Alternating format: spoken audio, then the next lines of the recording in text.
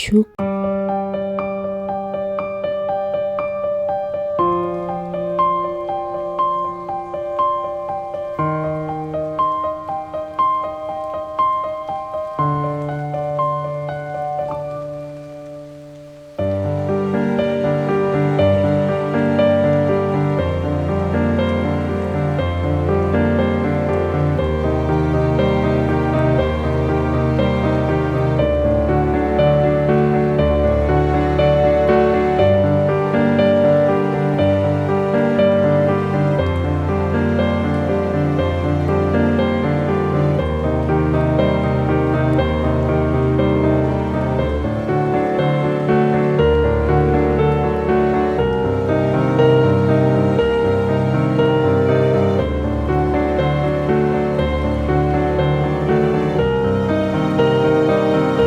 ঘনিষ্ঠ, কাছের এবং মোস্ট ইম্পর্ট্যান্ট নিঃস্বার্থ বন্ধু, নিঃস্বার্থ কাছের মানুষ, তাদের মাঝেও আমি সুখ খুঁজে পাই। আর এই একলা থাকার জীবনে আমার এই ছোট্ট ব্যালকনি, তাতে যখন নিজের হাতে এক দুটো গাছ লাগাই আর সেখানে এই যে কড়িগুলো দেখো একটু একটু করে ফুটে ওঠে, সেখানেও কিন্তু আমি বিশাল বড় একটা সুখ খুঁজে পাই বন্ধুরা। এ যেন স্বর্গসুখ, আলাদা রকম একটা শান্তি। সত্যি এটা ভাষায় প্রকাশ করার মতো না। এই তো সেদিন ছোট্ট কটা ডাল নিয়ে এসেছিলাম দিদিবাড়ি থেকে, আর লাগিয়ে দিয়েছিলাম। ব্যাস, এটাতে যত্ন করা শুরু করে দিয়েছি। সার দিয়েছি, জল দিয়েছি, রৌদ্রের ধারে কাছে নিয়ে রেখেছি। ব্যাস, এবারে ফল পাওয়া শুরু। খুব সুন্দর করে দেখো ফুলের মুকুলগুলো ফুটে উঠছে, আর এটা দেখেই মন প্রাণ জাস্ট জুড়ে যাচ্ছে বন্ধুরা। সোনু আমাকে খুবই ভয় দেখাচ্ছে যে এই যে দেখো টিপে দিয়েছি, এই যে দেখো টিপে দিয়েছি। আসলে আমি খুব যত্ন করে রাখি তো, আলতো আলতো করে, ছোট ছোট করি, সেজন্যই আমাকে ভয় দেখাও। ফুল হয়ে ফুটছে, ইস কি মজা লাগছে, একদম সুন্দর করে ফুটবে চারিদিকে। মানে নিজে হাতে কোনো কিছু লাগিয়ে যখন হয় না, এর যে আনন্দ এটা বলে বোঝানোর মতো না, এত আনন্দ হয়। আর দেখো এখান থেকে কয়েকটা ডাল মানে নিয়ে এখানে লাগিয়ে দিয়েছিলাম এখানে, তো এগুলো তো হয়েছে দেখো, একদম ডগডগে নতুন পাতা, মোটা সুন্দর হেলদি পাতা বেরিয়েছে। আর এইগুলো যেহেতু পুরনো তাই দেখো ছোট্ট ছোট্ট, কিন্তু এখান থেকে মনে হয় ডালটা যেখান থেকে ছিঁড়েছি ওই এই গাছটা করে ভালো হয়েছে, মানে ওই অংশটা করে। আমার মনে হয় এই ডালগুলো ছেটে দিলে একটু করে। শোনো, ও ভয় পাওয়াচ্ছে আমাকে, এই যে ছিঁড়বে ছিঁড়বে করে, টিপে না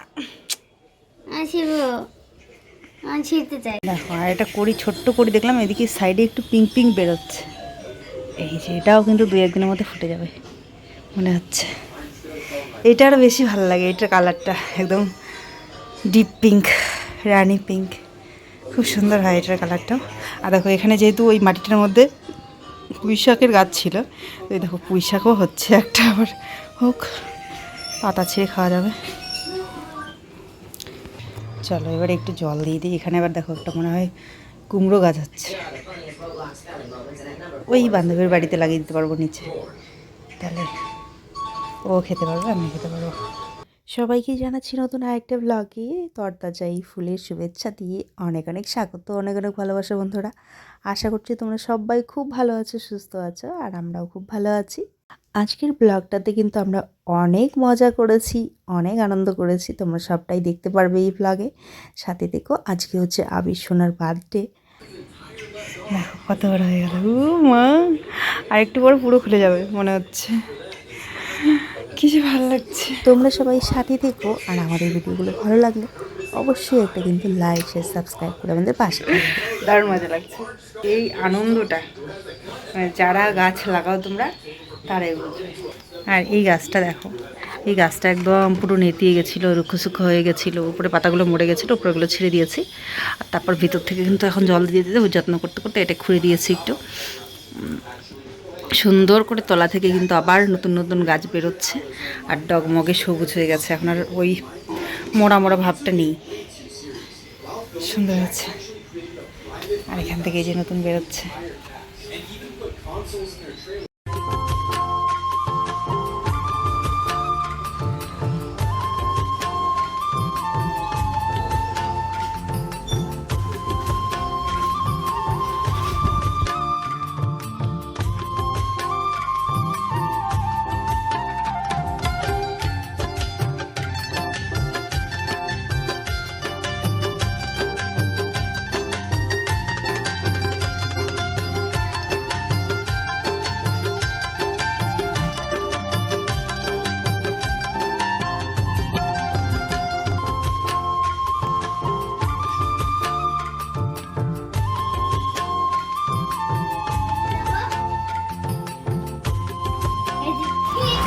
আমরা ভিডিও শিলা বৃষ্টি দেখলে ভয় পেতাম, আর দেখো আনন্দে নাচছে।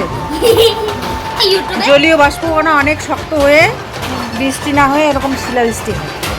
মানে এটা জল পড়তেছে না, এটা জলও পড়ছে, তার সাথে পাথরও পড়ছে। লেকিন এত ভারী পাথরগুলো আছে না, হাওয়ার মধ্যে যায় কি করে? কোথায় পড়ছে ওই দেখো, কত বড় বড় পাথর পড়ছে, কত বড়, এখান থেকে দেখা যাচ্ছে এখন। এটা কেমন বাচ্চা, ভয় পায় না? সাবান পাতা বিজানি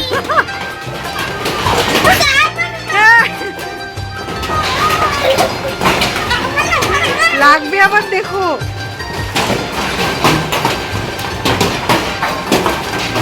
ভাই ভগবান, মাথা যদি পরে ওরা আবার বসলো। ক্লাসের টিকলি শখ।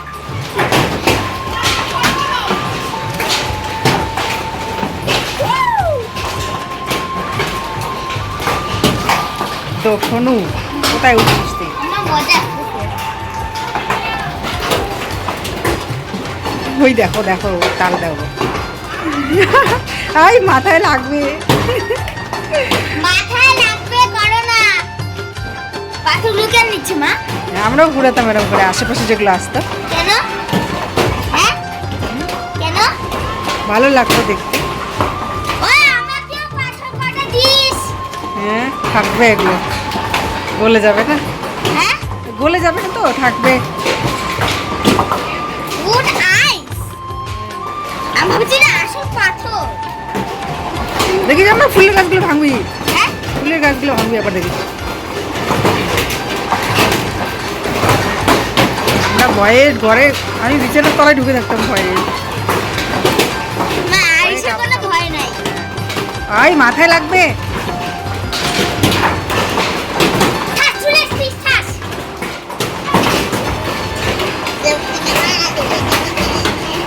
বৃষ্টি থামলে আমি যাবো ওদিকে, ঠিক আছে? হ্যাঁ রাত্রি হয় নাই। আরে না আমি ওগুলো পুরাতে চাই। ইস, প্লিজ আমি পুরাতে চাই, পুরাতে চাই আমি। মা আমি যাই ফেলে। না হ্যাঁ আনন্দ লাগছে। আমি যেতে চাই।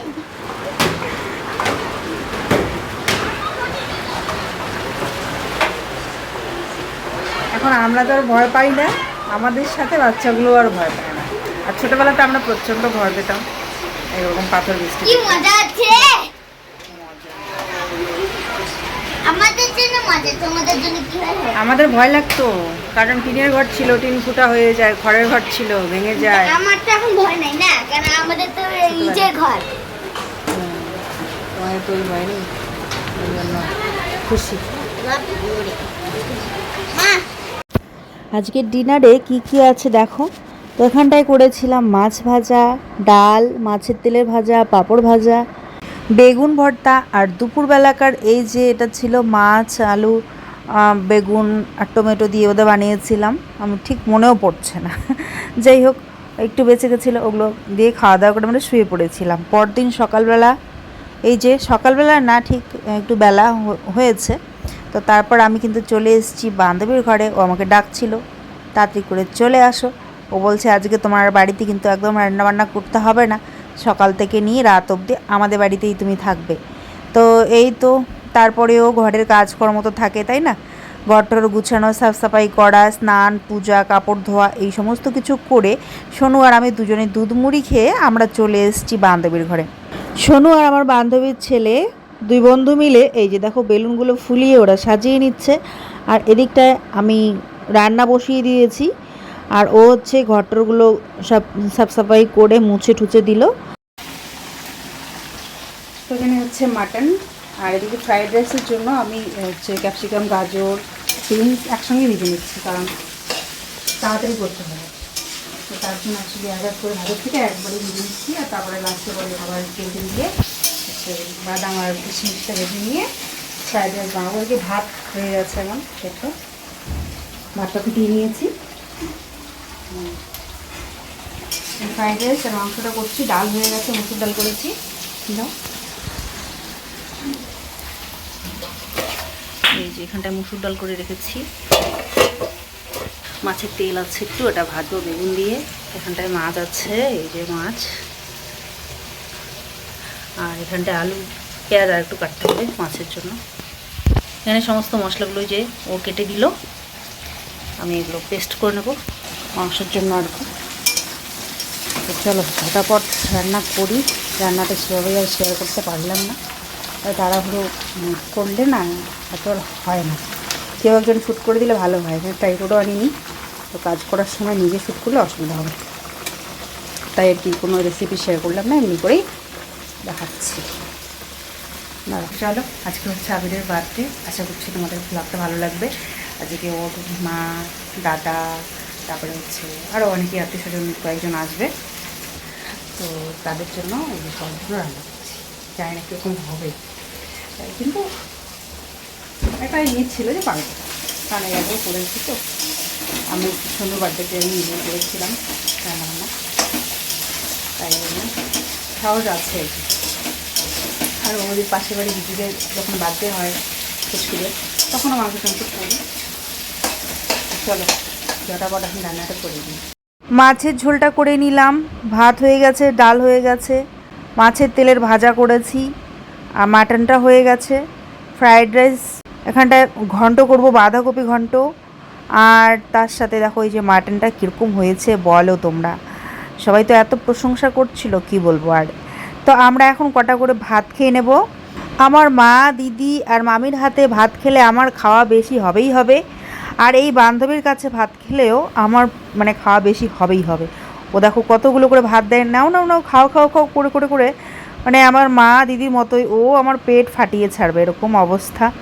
তো যাই হোক, খাওয়া দাওয়া কমপ্লিট করে বাকি রান্নাটা করে নিলাম। বাকি রান্না বলতে ঘন্টটা করে নিয়েছি, টমেটো চাটনি করেছি, আরও একবার ভাত বানানো হলো।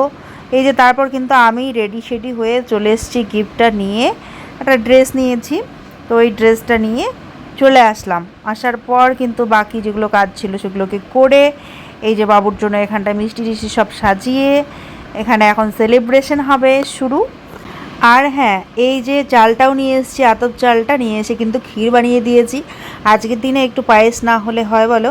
আজকে হচ্ছে মিষ্টান্ন, মানে এটাই হচ্ছে নাকি পরমান্ন, তাই না? তো তার জন্য আমি বললাম একটু নিয়ে আসি, আমার ঘর থেকে আতপ চাল আছে, একটু বানাই। তো বানিয়ে নিয়েছি। আর তারপরে এখন এই যে সেলিব্রেশন হবে, আমি রেডি শেডি হয়ে আসলাম, আর ওকেও বললাম তুমিও রেডি হও, ও নাইটি পরেই ছিল। তো তারপর আমাকে দেখে আবার তারপর চেঞ্জ করে রেডি হয়ে আসলো। তো এবারে চলো আমরা দুই বান্ধবী কটা ফটো টটো নিয়ে নেই, তারপরে কেক কাটিং হবে।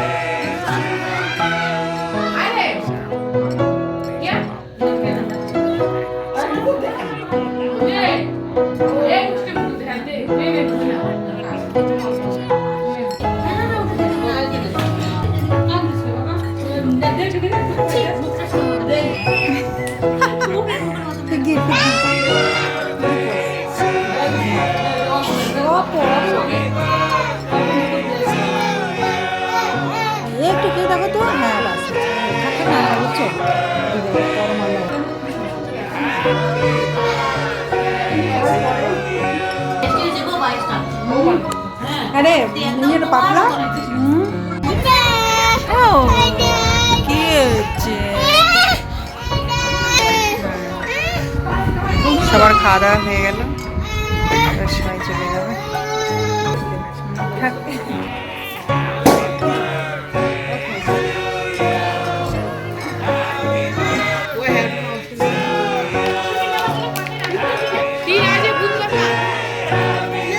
সবার শেষে এখন আমরা খেতে বসে পড়েছি, সবার খাওয়া হয়ে গেছে। আমাকে সবাই কিন্তু বলছিল, আমার বান্ধবী মা বান্ধবী সবাই মিলে বলছিল যে খাও খাও, কিন্তু না আমি তো খাবো না এখনই, কারণ ও এখনও খায়নি, ও সবার লাস্টে খাবে।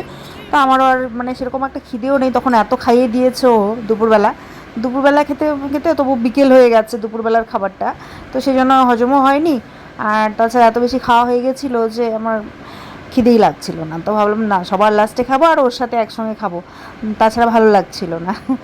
তো এই জন্য দুজনে মিলে লাস্টে একদম সবার লাস্টে আমরা বসে পড়েছি সব কিছু একসাথে নিয়ে, কেক, পায়েস, মিষ্টি দই, মিষ্টি, চাটনি, ডাল, মাংস, মাছ, ঘন্ট সব কিছু একসঙ্গে নিয়ে বসে পড়েছি।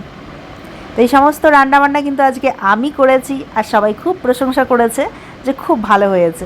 সত্যি মানে কোয়ান্টিটি যেহেতু বেশি বেশি হয়েছে, তো তারপরেও লবণ ঝাল সব কিছু যে মানে সব কিছু আইডিয়া করে ঠিকঠাক দিয়েছি, সেটাই সবাই প্রশংসা করছিল যে ভালো রান্না করো। আমার বান্ধবী তো মানে প্রশংসায় অষ্টমুখ, কী বলবো, ও বলছে মানে এত ভালো হয়েছে, সেদিনকে আশীর্বাদ বাড়িতে যদি তুমি রান্না করতে তাহলে সবাই খেয়ে তো আহা আহা করতো, এরকম বলছে তুমি এত সুন্দর রান্না কোথা থেকে শিখেছো। তো আমি বলছি আমার সমস্ত রান্না বান্না এগুলো বেশিরভাগটা শ্বশুরবাড়িতেই শেখা। কথা পাচ্ছেন হলে উঠে যাচ্ছে।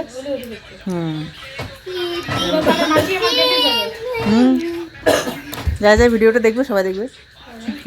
হ্যাঁ, যদিও ছোটোবেলা থেকেই রান্না বান্না করেছি, 12-13 বছর বয়স থেকেই, তারপরেও এত বেশি রান্না তো হয়নি, টুকটাক টুকটাক করে করেছি, কিন্তু বেশিরভাগ রান্নাবান্নাগুলো সব শ্বশুরবাড়ি এসে বেশিরভাগটা শিখেছি বাবা মার কাছ থেকে। যেরকমভাবে ওনারা করতে বলেছেন ঠিক সেভাবে করে প্রচুর রান্না করতে করতে ব্যাস হয়ে গেছে আর কি। তো বলছে এত সুন্দর রান্না কোথা থেকে শিখেছো, কীভাবে শিখেছো, খুব ভালো হয়েছে। লাস্টে হ্যাঁ, বাঁধাকপি ঘন্টটা অনেকটাই হয়ে গেছিলো, যেহেতু মাছ, মাংস, ডাল এগুলো ছিল না, সেজন্য আর এতটা লাগেনি। আর বাঁধাকপি কম পড়বে বলে আমি আবার আমার ঘর থেকে একটা এনে দিলাম, কিন্তু লাস্টে দেখা গেল বাঁধাকপি ঘন্ট অনেকটাই হয়ে গেছে। তো সেই জায়গায় যদি বাঁধাকপি ঘন্ট আর একটু কম হতো, কড়াইটা একদম ভর্তি হয়ে গেছিলো, ভালো করে নাড়তেও পারছিলাম না, তো সেই জায়গায় যদি কোয়ান্টিটি আর একটু কম হতো আর মাছের মাথাটা পড়তো, তাহলে কিন্তু ঘন্টটা আরও বেশি টেস্টি হতো। কিন্তু যাই হোক, কিছু করার নেই। তারপরেও ওরা বলছে না, তারপরেও ভালোই হয়েছে ঘন্টটা, মানে সব কিছুই ভালো হয়েছে এরকম বলছিল। যাই হোক, আমারও ভালো লেগেছে, সবার পছন্দ হয়েছে এটা শুনে দেখে। কষ্ট করে রেঁধে যদি কারো পছন্দ না হয় তখন কিন্তু সত্যি খারাপ লাগে আমাদের, যারা আমরা রান্না করি, তাই না। হোলির দিন ফ্রায়েড রাইস আর চিকেন বানিয়েছি, আমার বান্ধবীর এত পছন্দ হয়েছে আমার হাতের রান্না যে ও বলছে বাদ রাতে কিন্তু তুমিই রান্না করবে। আমি বলছি ঠিক আছে, পারবো। সবার খাওয়া দাওয়া কমপ্লিট হলো, পরিবেশন করলাম সবাই মিলে, এবারে সবাই আত্মীয়রা চলেও গেল। এবারে ফাইনালি আমরা খাওয়া দাওয়া করে কিছুক্ষণ আড্ডা সেটা দিলাম। আর আমার ফ্রেন্ড দুজনকে এই যে নাচতে বলেছে, ওরা আমাদের সামনে লজ্জা পায়, ওই রান্নাঘরে গিয়ে দুজনে কি বাদরের মতো নাচছে আর খুব মজা করছে। যাই হোক, এনজয় করাটাই বড় কথা। তো এবারে চলো বাড়ি যাওয়া যাক। আজকের দিনটা কিন্তু ভীষণ মজা করে কাটলো। তোমাদের কেমন লাগলো ব্লগটা? ভালো লাগলে অবশ্যই একটা কিন্তু লাইক, শেয়ার, সাবস্ক্রাইব করে আমাদের পাশে থাকবে বন্ধুরা। আর ছোট্ট আবিরকে তোমরা সবাই কিন্তু আশীর্বাদ করো, আজকের এই শুভ দিনটা যেন বারবার ওর জীবনে ফিরে আসে। হ্যাপি বার্থডে আবির, খুব ভালো থেকো, সুস্থ থেকো, অনেক বড় হও আর মানুষের মতো মানুষ হও।